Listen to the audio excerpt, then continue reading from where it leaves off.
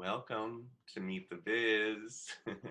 I am very excited today because I have to turn off my phone before it. I knew there was something. I'm still learning how to do this. The first thing I want to teach, turn off your phone before you go into audition. Now exactly. That voice you're hearing is a woman who is I was trying to think of the word. There is no word to describe this amazing, beautiful guide, healer, angel on earth. She has given me so much strength throughout the last 15 years since I've known her. She's been on E.T. She was on E.T., Cujo, The Howling, 10. She's had over 250 acting credits on her IMDb. D. Wallace. D. Wallace. Hi, baby. Hello. How are you? How are ya? I'm hanging in there. I'm hanging in there. Okay, well, let's see if we can't get from hanging in there to creating an awesome world to hang in within you. Oh, I like that. Yeah, exactly. Yeah, it all starts inside, you know. It's true. Every character that we play, we have to find inside first. It's the same thing in life. Yeah. Yeah. What part do you want to play? Victim, victorious, you know, it's always a choice. But you've heard me preach this for years, haven't you? Oh, I have. You do so much. I am D. Wallace. That is your website, and that's Yep. what, when I see that website, I go, oh, I am David Zimmerman. It transcends to Good. to all of us. And then, Mr. Zimmerman, how do you define David Zimmerman? The first word that came to my mind is whole. Good. Yeah. Yeah. As in Because, W-O-L-E. you know, whatever you put after I am, your energy takes direction from that. So I am tired, you're going to get more tired because energy has to have direction. We learned this in 5th grade, right? Right. So this is science. Energy, you have to direct energy, otherwise energy will pick up its own direction unconsciously and go wherever it hears. So if you're not consciously directing yourself, choosing to stay in balance right now, to choose to focus on what gives you joy, what gives you freedom, to focus on health and wellness, then your energy will get bombarded by the press and by the old fears of your childhood, and by your religious and societal trainings, which unfortunately has taught all of us that we have no power and no control. Yeah. And of course, we're the only ones that have control over what we think, what we feel, our perspectives. Nobody can make us think or feel or have a perspective that we don't say, okay, I'll go there. So we really are in charge of our own creation. And these are the days, baby, where we got to step up and do that, because those of us that know how help thousands of other people to keep their balance. Well, I mean, you taught me that power of the mind is so potent. Yep. I mean, when I went through my heart healing several years ago, it was that power of the mind that got me through it. It was that connection and the love of discipline that you gave to me. Thank you. And brought me to the place where I can say, I am David Zimmerman and I am whole. Yeah, because however we define ourselves, that's what will be. You see, most people want to be an actor, but they don't say that they're an actor, that they're a successful, working, joyful actor until somebody outside of them verifies that. But it doesn't work that way. If I walked into Steven Spielberg's office and went, gosh, Mr. Spielberg, I don't really know if I'm an actress, but I sure would like to star in this awesome film. He'd go, thanks, sweetheart. Come back when you know. So you have to work, you have to walk into the room knowing, David. Yeah. You have to know who you are. You have to know your talent. You have to trust yourself and your talent. And then that gives them permission to know and trust your talent also. But it's got to start with you. Right, right. I love how how we're talking to me, but it is talking to everybody. It is going out to everybody. Creation is creation. We all create the same way. It's just that most of us don't understand how it works. Right. I loved when you did come to Meet the Biz the several times that you came, and how the first half of the class was very about I am, who I am coming from here. And then the second half of the class, we went into the scene work. And I love how you teach that. Oh, thanks. I again, you can go to class and go to class and go to class. And I have a great, you know, when I booked my first big series, Together We Stand, and I thought I want to give back to all these amazingly talented people in my class. Yeah. And I had such a great rapport with my executive producer. He said, Dee, whomever you want to bring in, give us the names. And do you know, almost every single one of them blew the audition. They blew it. Yeah, they blew it. And they were brilliant in class. Yeah. When they were in the safety of their class. Right. But when they left the class, they forgot they knew that they knew. Oh. Yeah. So somehow, and it's different for all of us, but somehow we go into, oh my God, I'm getting paid for this now. So I got to do it all differently. Or, oh my God, this is for, you know, not my teacher. This is for somebody who could hire me. So I've got to be somebody that I'm not, you know? And it's, no, you got to go in knowing you and the talent you have, take control of the room, and then what can you give to those executive producers and directors in the room? What can you give? How can you bring this character to life to honor her or him? Through your own, not what they want, but from. Oh yeah, because they half the times I can tell you guys, they don't know what they want. I mean, there's so many times in my career where I've read something and it's been for a different sex or a different ethnicity. And I went, yeah, but I know this quality. I know this person. Ask them if they would honor me by allowing me to come in and read. Mm. Right? Now, half the industry is going, I don't want to go in and read, trying to just get me the job.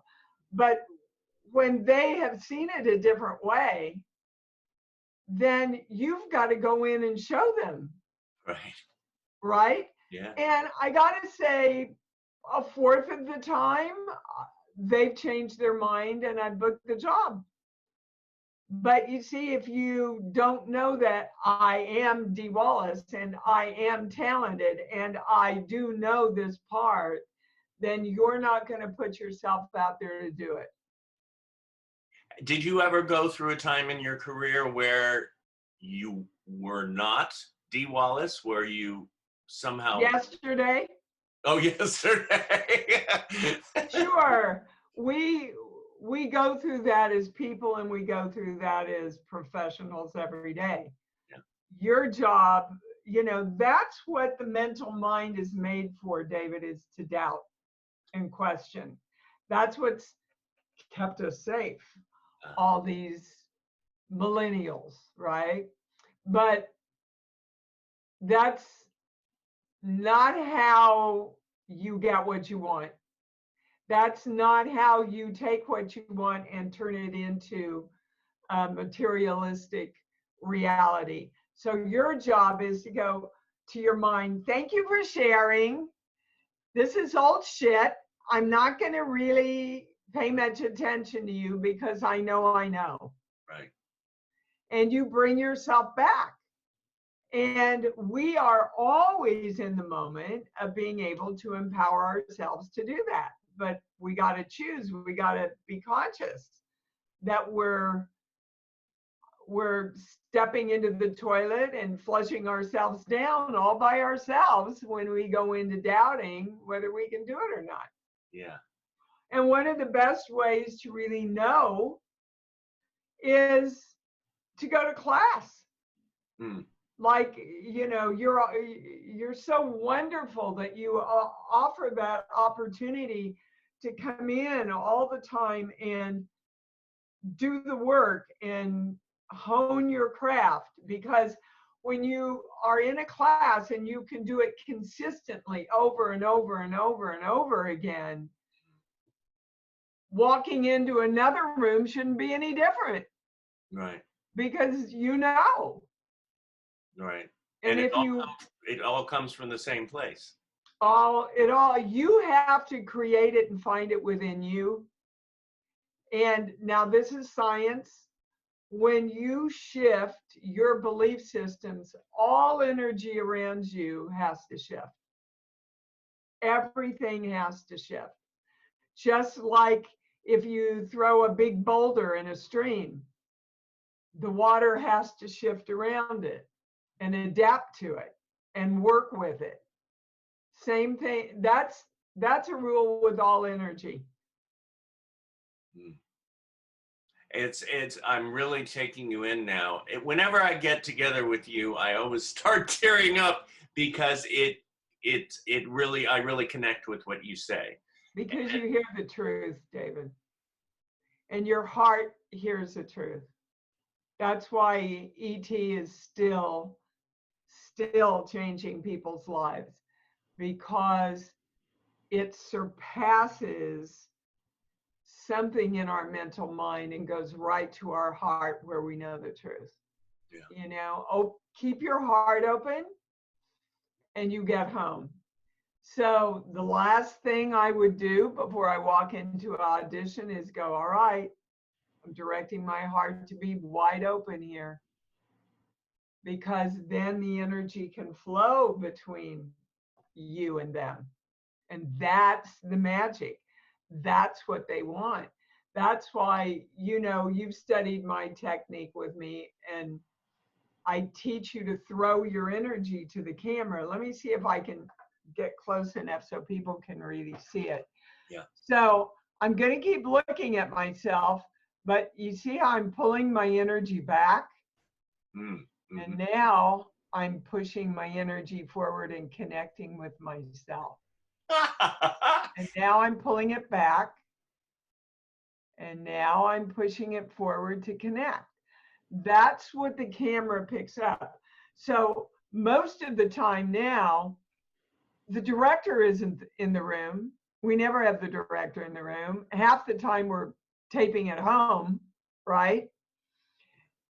And so the director's casting off of what they get on the monitor, guys. And if you're not sending your energy, I call it fucking the camera. But, if you're not sending the energy and having sex with the camera, then what the director feels is your energy back here, and he can't connect with you. And he might not even, or she, be able to explain what it is. they just know that they're not connecting or feeling that excitement, right? Of that play between the two of us. Wow. That that's amazing. It's amazing to see how much the energy comes through your eyes, through your being, Yeah. and to see also how you hold it back if you want to, or Yeah. even if you don't know that you're holding it back, just because you're.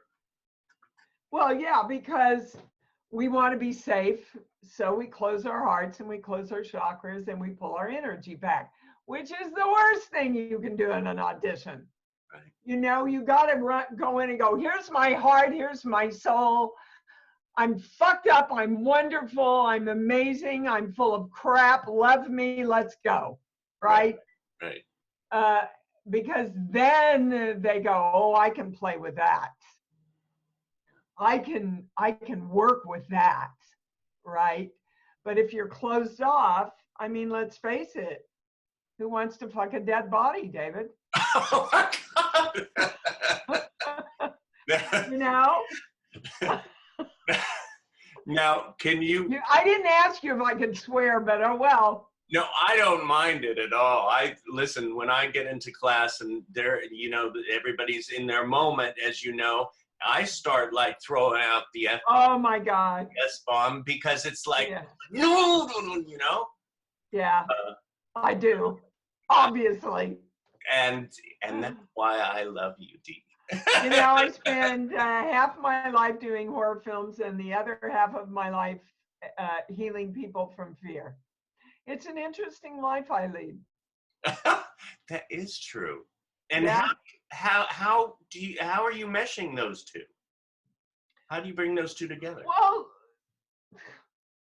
I've known a lot of fear in my life. I know what to call on, but you see, doing that work rocks my boat.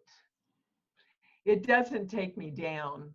Yeah. Because it's all pretend, but I love doing emotional work. I love the emotional stuff. Yeah. I would love to have Jennifer Aniston's money, but quite frankly, her career would have bored the shit out of me. I just really love to do highly emotional stuff. And there's no better genre than the sci-fi, the horror, the thrillers, Cujo. I mean, come on. How many actresses wouldn't pay to do Cujo? Come on. I read it and I went, oh my God. I'm so lucky I had done The Howling with Dan Blatt. Right. And then I'd done E.T., so I was a huge name, and he just brought me Cujo. And I thought, my God, I have the opportunity to bring this woman to life and express what every mother in the world would do for their kid. I was like a dog with a chew toy. Your emotions. You were like, what is it? An amoeba? Is that the right term? Just channel. I just channeled all of it. I mean, talk about being so in the moment. Yeah, well, you have to be with a kid and a dog. Because when the kid and the dog work in the same scene, they print it. So you got to work all the time. You got to be present.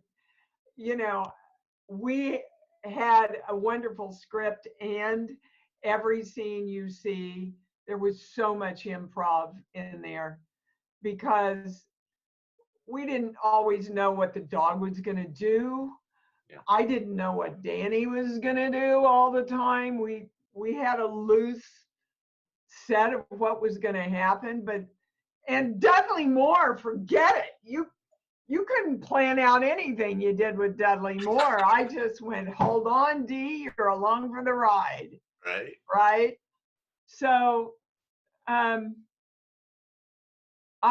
that's another tip that I would certainly give actors when you're on the set.